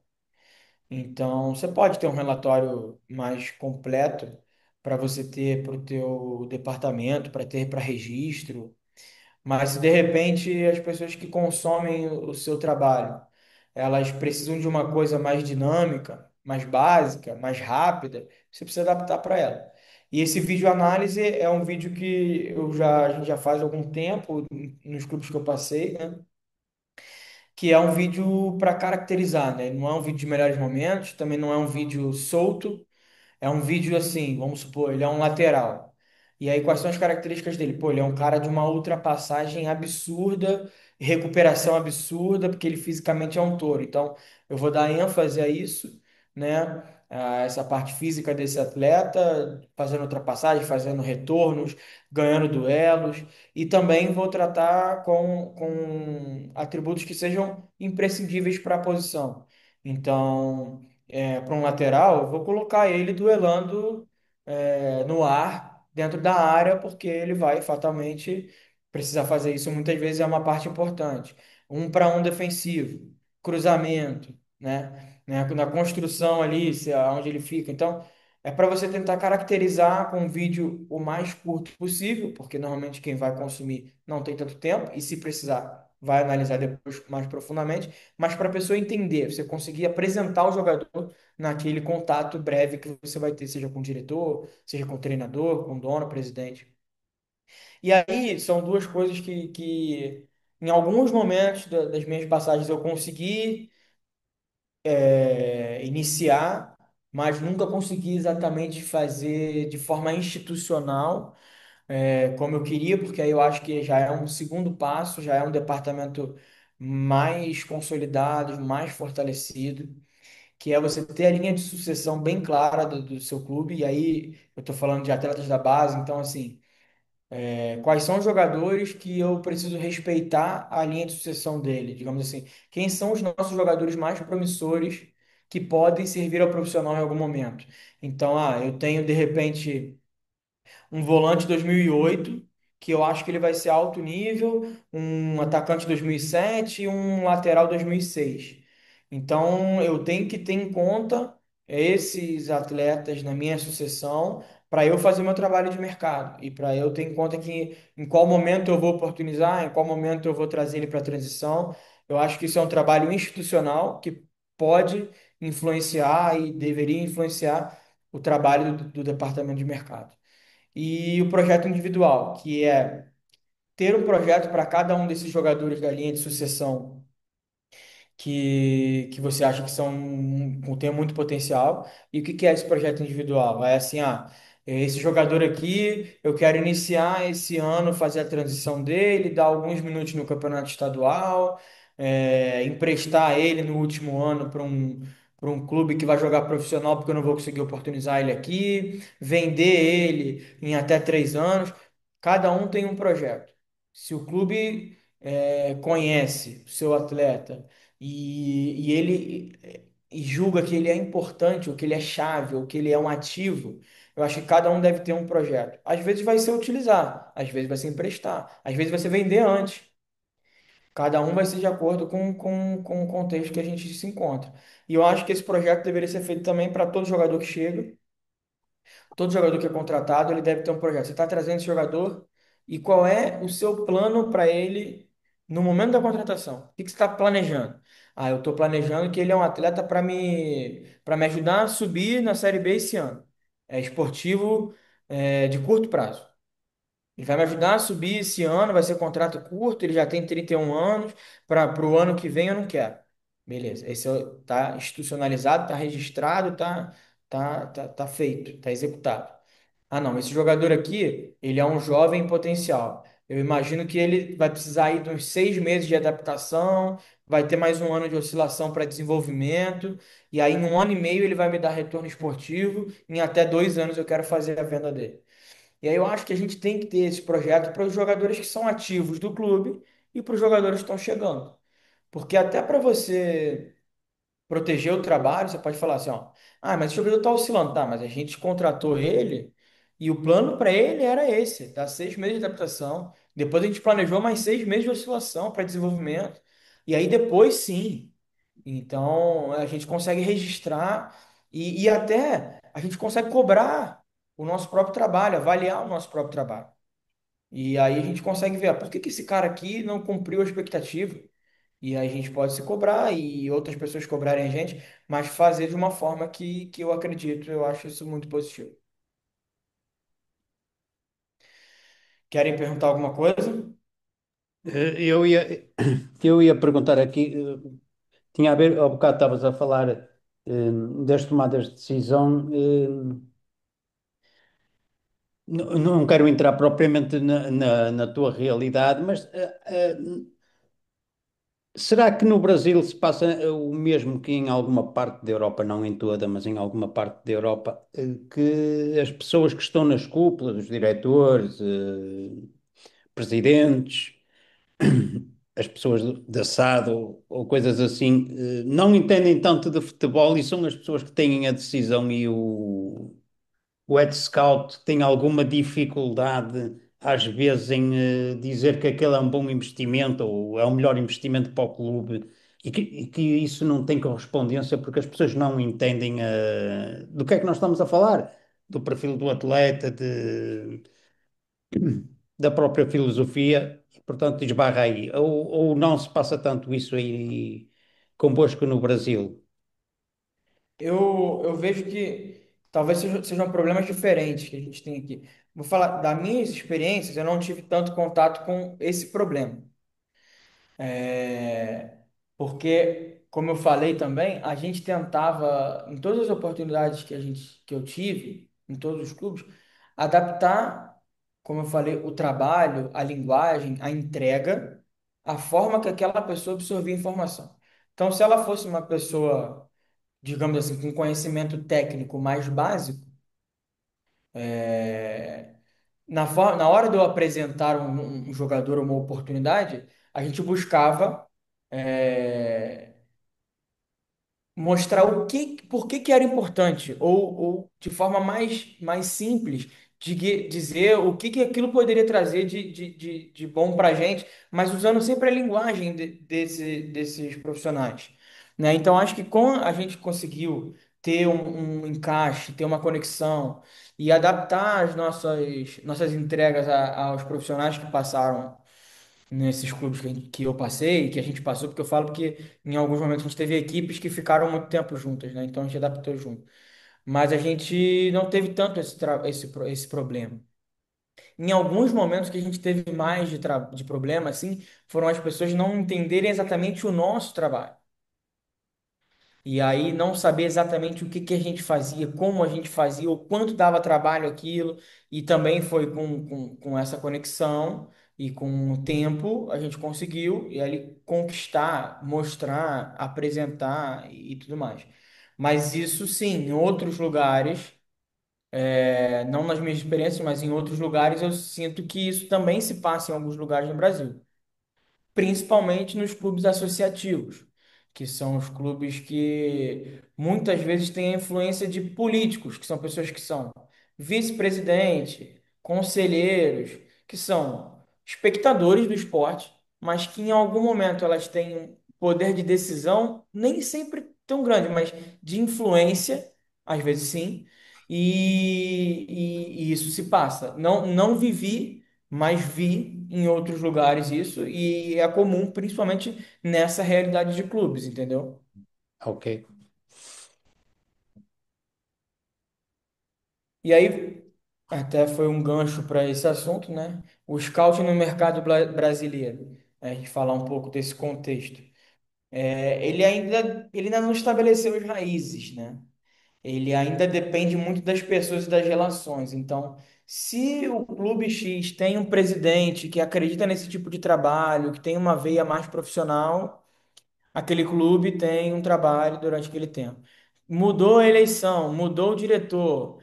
Às vezes é um cara que fazia o futebol à moda antiga. Ele está num lugar de decisão. Trocou porque o resultado não teve. Muda o departamento ou perde a força do departamento, fica o que a gente chama de escanteado. É, então, ele não está estabelecido, ele não está consolidado dentro dos clubes. Isso de forma geral, existem vários clubes que têm. O Internacional, por exemplo, ainda que seja um clube político, é um clube que tem o departamento de mercado consolidado há muito tempo. Sobreviveu a eleições, sobreviveu a diretores esportivos e executivos diferentes, sobreviveu a mudança de treinadores, sobreviveu a muitas coisas, formou muitos profissionais para o mercado e para o próprio clube, e é uma referência. É uma referência. Mas, em via de regra, né, tirando também as principais SAFs agora e os clubes empresa, alguma coisa assim, os clubes, a realidade geral do país ainda não estabeleceu as raízes. Então depende muito do resultado esportivo. A gente viu agora o Goiás, que estava como segundo colocado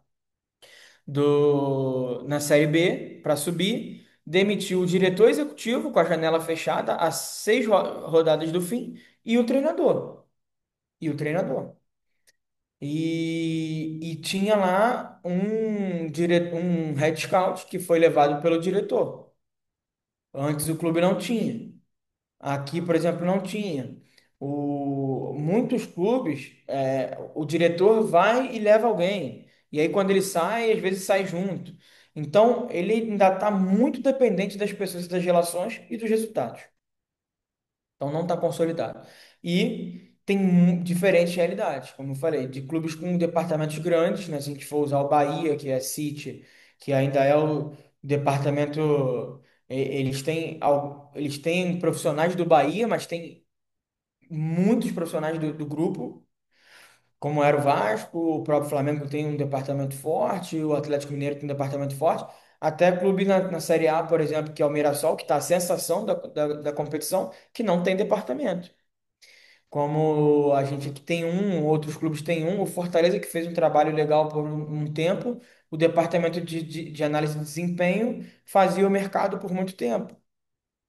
Então a gente ainda tem realidades muito diferentes dentro do país e ainda não está consolidado, não estabeleceu as raízes. Então isso é como eu vejo hoje o scouting aqui. E aí, como as SAFs e essas redes multiclubes têm influenciado no mercado brasileiro, e aí de forma positiva. Aí de forma positiva. Tem acelerado esse processo de tentar consolidar o departamento de scout. Por quê? Porque quando é uma SAF, uma rede multiclubes ou um dono, normalmente ele vem de uma cultura que o scout ele já é consolidado. Então não tem nem espaço para debate. É o que a gente chama de top-down. Ele vem de cima, e isso aconteceu no Vasco. A gente ganhou uma força muito grande no clube quando a SAF chegou. Porque, não, tem que passar pelo departamento de scout. Cadê o relatório de scout? Tá, mas e aí, aprovado, não é? Como é que é? Tá, não, fala para eles falarem com a gente. E aí tinha o suporte da análise de dados que era de Londres para todos os clubes. Então, esse top-down, assim, ó, eles chegam e está definido. O departamento de scout, ele é consolidado, ele é parte importante do processo e vamos investir para ter um departamento de scout que faça sentido com os nossos objetivos. Ou seja, ter mais profissionais, ter mais ferramenta, ter mais tecnologia, fazer mais viagem, fazer mais network. Aí, tudo isso acontece porque vem de cima para baixo. Então, tem sido muito importante essa chegada das SAFs e da rede multiclubes. E a normalização, né? O scout, ele já, como eu falei, já é processo indispensável nas principais ligas do mundo. E chegando dinheiro, e muitas vezes profissionais, né, que são os recursos humanos estrangeiros, ele trouxe a normalização para o departamento. Então, essas pessoas e esse dinheiro externo que chegaram aqui, eles trouxeram também essa maior aceitação. E essa, cara, os caras que vieram, pô, os caras fazem futebol na Premier League, os caras fazem futebol na La Liga. E isso é o normal pra gente. Vamos sair daqui e vamos embora. É diferente de um clube associativo que eu vou falar por mim mesmo que o meu departamento é importante. É difícil. Às vezes é um processo de convencimento que não é tão simples. E quando vem de cima, aí não tem conversa, digamos assim. É acatado e tudo bem. E a integração e o know-how. Pô, lá na 777 a gente tem integração com todos os departamentos de scouting dos outros clubes do grupo. E o conhecimento, a forma de fazer, as ferramentas, tudo era integrado, tudo era compartilhado. Era um Sul-Americano Sub-20 que a gente fazia para todos os clubes do grupo, era um Mundial Sub-20 que eles faziam e enviavam informação para a gente. E aí a expertise, né, trouxe um benefício muito grande para a realidade geral do scout no Brasil. E não só para os clubes que viraram SAFs e redes multiclubes, mas quando os outros clubes, um pouco mais organizados, com a mente um pouco mais aberta, veem esses movimentos, eles começam também o processo de maior investimento, de maior aceitação, eh, de maior participação deles no processo, não decisório, mas no suporte da decisão. E a gente, eu botei por último aí a maior receptividade pelo europeu. É porque o Brasil culturalmente tem, botei ele aceita o melhor argumento europeu. A gente aceita, a gente acha que o que vem de fora, e principalmente da Europa, mas não só, mas de fora, assim, de países que a gente vê como bem estruturados, evoluídos, desenvolvidos, e muitas vezes são melhores mesmo também. Então, essa influência ter vindo do mercado europeu, do mercado americano, que seja, de onde seja, isso facilitou a receptividade do brasileiro, porque viram na prática que isso é o que é feito aonde rola mais dinheiro, aonde as ligas são mais assistidas, aonde o nível é mais alto. Então isso facilitou, né? E é o mesmo movimento que tem acontecido agora com os dados, né? Os dados estão num processo ainda tá um boom forte aqui, mas ainda usando de uma forma que ainda ninguém sabe como usar, a forma certa de usar, para que usar, mas já estão querendo todo mundo usar porque estão usando lá. E eu acho que é ótimo a chegada desse boom dos dados, mas normalmente os clubes fazem de uma forma que não é estruturada, porque eles às vezes não sabem o que estão procurando, e eu não digo só no scout, mas em tudo, né? E muitas vezes fazem com pessoas que não têm a experiência ou não têm o know-how do futebol, então fazem só com dados, e aí fica uma coisa um pouco fria, crua, Mas eu acho que faz parte a gente passar por esse momento de dificuldade para chegar num local positivo. Já tem alguns clubes que têm departamento de mercado forte, de dados forte no Brasil. O Atlético Mineiro é um deles, o Flamengo também, o Bragantino, naturalmente. E esses clubes vão empurrando os outros também, e isso é importante. Mas a gente está passando por esse momento de que a gente quer usar, mas ainda não. A gente pegou o carro, comprou, mas a gente não sabe dirigir. Então, de forma geral, mas tem muitos clubes que já têm um trabalho de mercado muito importante. Esses são os principais, na minha visão. E aqui, deixa eu ver se a questão de legado, né? Que eu falei é muito importante a gente não trabalhar somente para a gente. Quando a gente está dentro do clube, é muito importante que a gente deixe um legado para o clube, que consolide o departamento, para que, se a gente às vezes não vai usufruir daquilo, mas que quem venha depois usufrua e que o clube consiga amadurecer e consolidar esse departamento, que é muito importante, porque é com o tempo que ele vai trazer os melhores resultados, né? Não vai ser eu com 4 meses de clube que vou revolucionar o Novo Horizontino, longe disso. Pelo contrário, o clube estava tendo muito sucesso, mesmo sem o departamento de mercado. Mas é um passo importante para daqui a um tempo esse departamento ser consolidado e importante e estratégico para o clube. E aí que eu falei das tendências do scout no mercado brasileiro, até eu estava falando com o Nenê na pergunta dele, né? Que eu acho que muitas vezes as pessoas até entendem de futebol, mas às vezes a indústria ainda não entende o nosso trabalho em algumas realidades do futebol brasileiro. Então acho que a tendência é essa. A indústria entender melhor o nosso trabalho, ter diretrizes para direcionar o trabalho, que muitas vezes não tem. E E eu não acredito em trabalho de scout bom sem diretriz, e eu acho que a diretriz tem sempre que vir de cima. Acho que sim. Pode ser feito o movimento do scout para cima? Pode. Mas o ideal é que seja feito de cima. E é isso que direciona o trabalho e isso que vai trazer um resultado positivo, sabe? Porque você tem ali até depois, ó, fugir do jogador bom ou ruim. Muita gente acha, e muito departamento de mercado no Brasil ainda trabalha assim. Jogador X é bom, jogador Y é ruim. Eu não acredito nesse tipo de trabalho. Eu não acredito nesse tipo de trabalho. O trabalho não é esse, até porque eu falei, eu acho que isso é muito simples, isso é muito fácil. Trazer jogador bom, mas bom para quê? É bom para quê? Para que tipo de. Qual é o seu objetivo? Primeiro, às vezes o objetivo nem é esportivo. Às vezes o objetivo é financeiro. Às vezes o objetivo é desenvolver jogadores dentro de uma plataforma multiclubes. Então, tem que ter a diretriz. Que se ela vier de cima, melhor. Mas eu acho que essa é a tendência. As diretrizes começaram a vir de cima. Eu acho que alguns departamentos já trabalham com diretrizes, mas que fazem dentro do próprio departamento e depois o clube vai absorvendo, sim. Mas eu acho que é uma tendência vir de cima. A complexidade no uso de dados é o que eu estava falando agora, né? Eu acho que está um boom desses dados e eles são muito importantes. Já tem muitos clubes no mundo que fazem um trabalho excepcional e alguns clubes no Brasil fazem um bom trabalho, mas tem muita gente ainda querendo usar os dados e não sabem como, nem para quê, e nem o que estão buscando. E eu acho que é normal esse momento, é normal. É uma coisa nova, como a inteligência artificial, como tantas coisas que a gente passou. É normal, um tempo de maturação da tecnologia, do processo, do trabalho. E verticalização do trabalho é uma coisa que eu acredito também que vai acontecer, principalmente com as SAFs, com essas redes multiclubes, que é o clube todo trabalhar numa realidade. Pode não ser a mesma pessoa que vai gerenciar base profissional. Às vezes é muita coisa.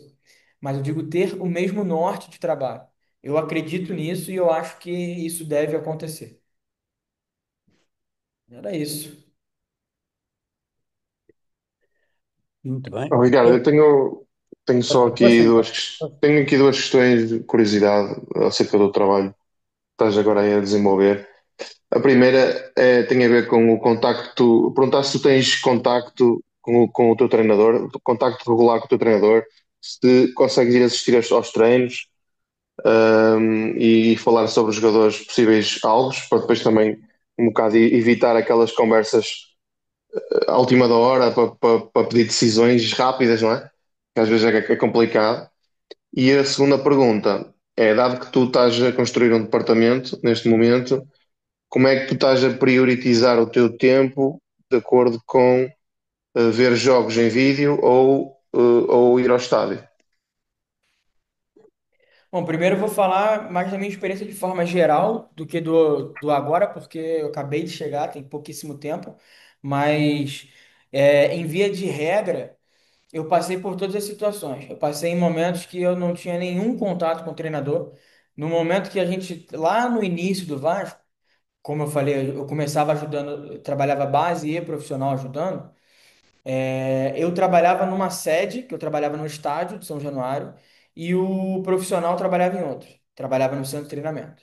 Então eu não tinha nenhum contato. Já teve momentos desses. E aí quem tinha era o head scout, ou às vezes tinha pouco, mas já tive momentos que foi pouco, momentos que foi nada, momentos que foi 100%, né? Então eu acho que é muito importante a questão de estar no dia a dia, a troca com o treinador respeitando as hierarquias. Eu não posso passar por cima do diretor, assim como o treinador não pode pular o diretor. Eu acho que é importante isso, mas a relação, a troca, ela é muito importante e eu tive essa troca na maioria, na maioria dos momentos de trabalho nos clubes e ela sempre foi muito positiva, na maioria das vezes. E hoje eu tenho sim contato aqui, assisto os treinos. Eu acho que assistir os treinos é muito importante porque você consegue ver a performance dos jogadores no treino e o quanto isso é transferido para o jogo. Você consegue ver o que que o teu treinador ele pede dos jogadores de cada posição, uma demanda que ele tem, uma cobrança, uma forma de trabalhar. Te dá muito mais elemento para você balizar o seu trabalho, muito mais. E hoje eu tenho visto ao vivo somente os nossos jogos. Eu tô sozinho e aqui, como eu te falei, a gente está no interior de São Paulo. Então, eu estou muito distante de outros lugares que tenham jogos para eu ver em loco. Então, eu tenho visto jogos quase todos em vídeo, mas também tô aqui há muito pouco tempo. E visto os nossos jogos ao vivo, nossos treinos também. E tenho gerido, como eu falei, como eu estou sozinho. Eu faço a escala de prioridades. Quais são as ligas mais importantes para nossa montagem do ano que vem?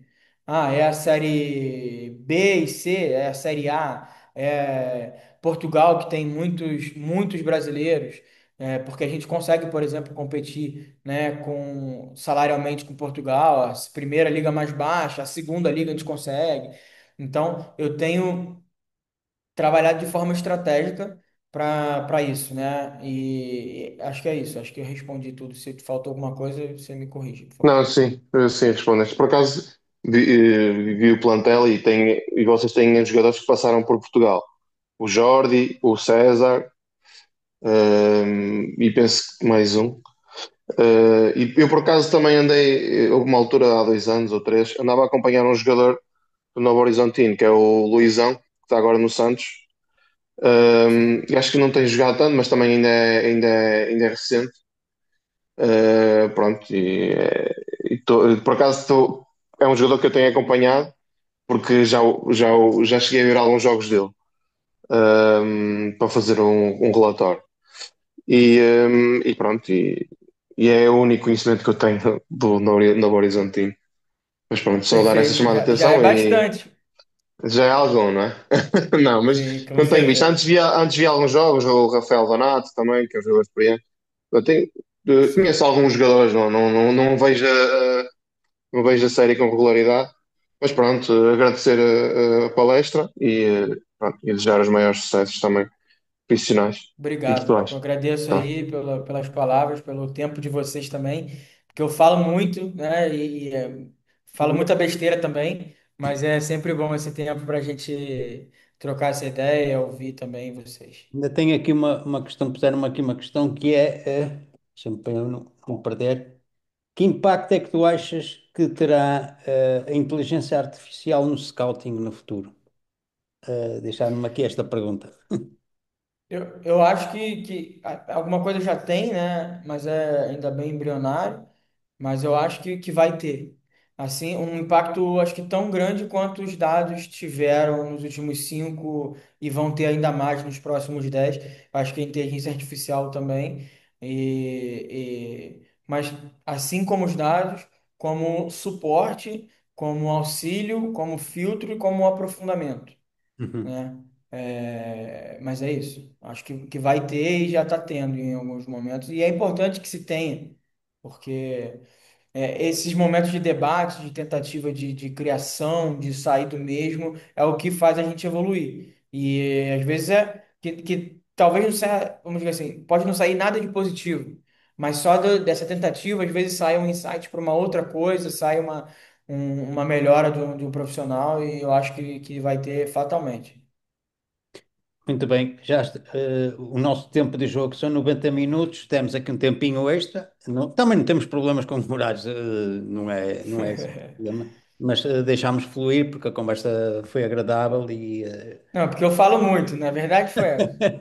não, é normal, porque a conversa é agradável e a gente deixa-se estar. Não temos este tempo também limitado, seja o que for, não entramos por aí. Mas pronto, de facto, agradecer ter estado aqui, a disponibilidade, porque também poderia estar a trabalhar, só se tivesse a inteligência artificial a trabalhar para ti, a fazer-te algum serviço. Eh, Em breve. Agradecer-te imenso, dizer que possivelmente não, iremos ter novas oportunidades, porque a ideia é mesmo esta de volta e meia podermos ter a mesma pessoa a falar de outros temas, ou a falar de scouting, ou de recrutamento, eh, mas várias vezes, e portanto agradecer teres disponibilizado este teu tempo e desejar-te o melhor para a tua vida, para a tua família. Era uma das perguntas que eu para quase ia-te fazer. Pode fazer, eu tô tranquilo de Vou tempo, pode fazer. fazer. Que impacto é que a tua vida profissional tem, na família, se é que podes partilhar? Qual é o impacto? Vou começar com um número, 200%.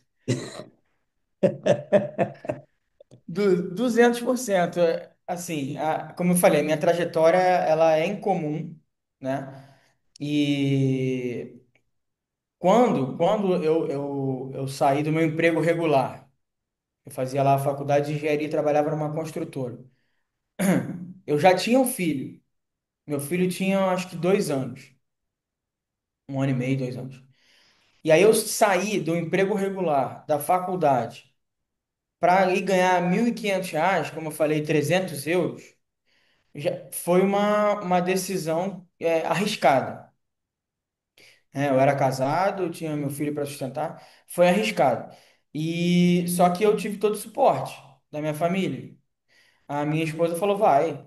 A minha esposa falou, vai. E eu fui, e era, como eu falei, sem carteira assinada, e depois eu fui para o Vasco, para ganhar muito pouco e para ficar 3, 4 meses sem salário e para morar em outra cidade, longe deles. De novo, foi muito difícil. Foi muito difícil, impacta, mas eu tive muito suporte, assim, de força, de auxílio, assim, vai, é teu sonho, acredita, e abdiquei de um monte de coisa, e eles também, né? E até o momento que eu fui para o profissional no Vasco, melhorou um pouco o salário, eu consegui levar a família para a capital, para o Rio de Janeiro. E aí, a partir desse momento, o que impactou? Às vezes não estar presente, né? Ter poucos dias em casa, ter uma viagem, não ter férias. Mas aí, do ponto de vista financeiro ou até de presença, de estar morando junto, já foi 100%, 1000% melhor, né? Porque a gente estava sempre junto. E aí depois o que que impacta? Eu saí do Rio e fui para o Atlético Paranaense. Então muda de casa, vende imóvel, aluga uma casa, muda de escola. Aí fiquei 1 ano em Curitiba, já mudei para Novo Horizonte, para interior de São Paulo. Vende não sei o que, faz a mudança, muda de escola, amigo que fica do meu filho, que hoje tem 9 anos, né? Então, 1000%, mas eu não tenho do que reclamar, porque eles vivem tudo junto comigo. Eles vão a todos os jogos dentro de casa, todos os jogos eles vêm. Eles vivem isso, eles respeitam isso, e eles sabem que às vezes eu preciso. Vou ter um pouquinho menos de tempo, mas que o tempo que eu tiver também é 100% deles e eles são a prioridade, mas que o quanto impacta, 200%. 200%. Ok. Já posso fazer o relatório do Ricardo Leite da família. Ricardo, muito obrigada por estes momentos. Deixa de estar aqui um bocadinho, nós vamos parar, eu só vou despedir das pessoas, mas depois nós vamos conversar Tá um bom. bocadinho aqui.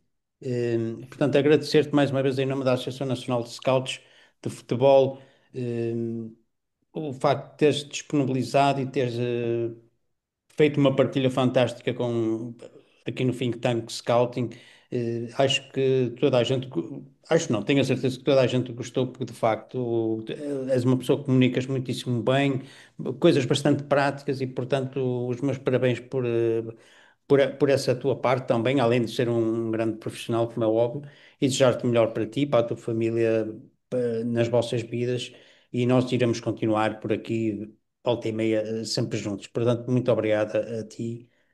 A todos aqueles que estão lá em casa, quero-vos desejar uma boa noite. Em Portugal já é boa noite, mesmo noite.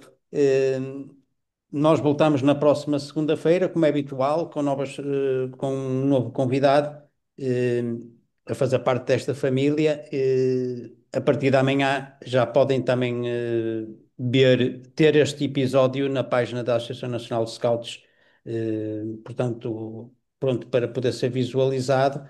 E agradecer-vos a todos que continuais aí e que se façam, caso desejem ser associados da Associação Nacional de Scouts.